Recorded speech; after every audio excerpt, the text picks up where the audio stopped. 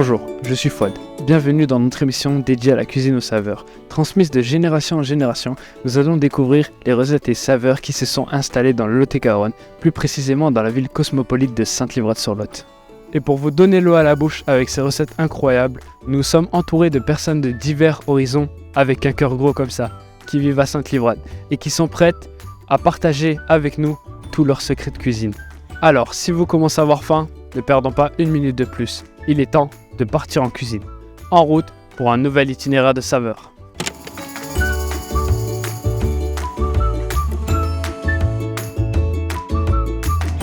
Comme ça ? Ouais. Et je claque ? Je m'appelle Régine de Cruz, je suis née à Dolmayrac, j'habite Sainte-Livrade depuis 74 ans, j'ai des origines espagnoles. Mes grands-parents maternels sont arrivés en France suite à la guerre 39-40 parce qu'ils ont fui le franquisme. Ils ont été accueillis à Sainte-Livrade dans le camp des Espagnols. À l'époque, c'était le camp des Espagnols. Maintenant, il s'appelle le CAFI. Alors, je vais vous présenter la tortilla. C'est une omelette aux pommes de terre et au chorizo. C'est un plat typique d'Espagne et c'est un plat qui se faisait beaucoup dans toutes les chaumières parce que ça ne revenait pas trop cher et c'était un plat assez complet et consistant. Pour la tortilla, il nous faut des pommes de terre, des œufs, des oignons, de l'ail et du chorizo si on veut la faire au chorizo. Alors on commence par éplucher les pommes de terre. Par la suite, je vais les couper en lamelles.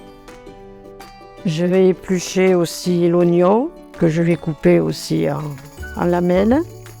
Alors une petite astuce qui marche, on va dire, allez, un coup sur 3 peut-être, c'est de passer l'oignon sous l'eau froide avant de le couper.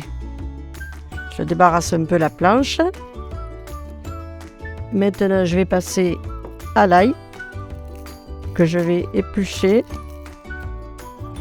Je coupe l'ail en petits morceaux, c'est-à-dire je le hache, je le coupe en 4 d'abord et je coupe des petits morceaux. Bon, maintenant nous allons passer à l'étape des œufs que je casse. Je mets 6 œufs,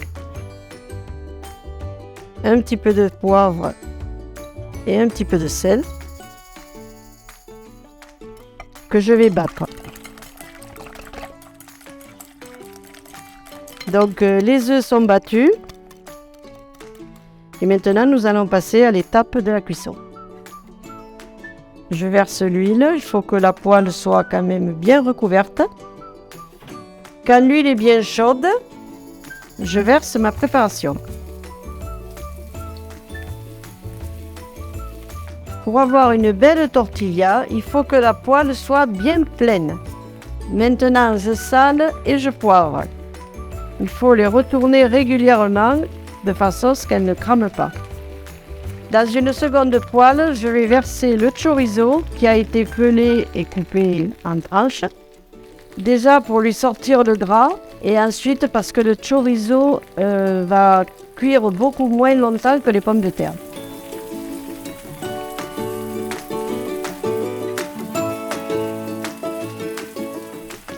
Le temps de cuisson varie suivant la quantité de pommes de terre. Et pour savoir si c'est cuit, avec la spatule, je plante dans une pomme de terre pour voir si elle s'écrase, c'est que la cuisson est bonne. Maintenant, nous allons passer à l'étape suivante. Je verse les pommes de terre sur les œufs.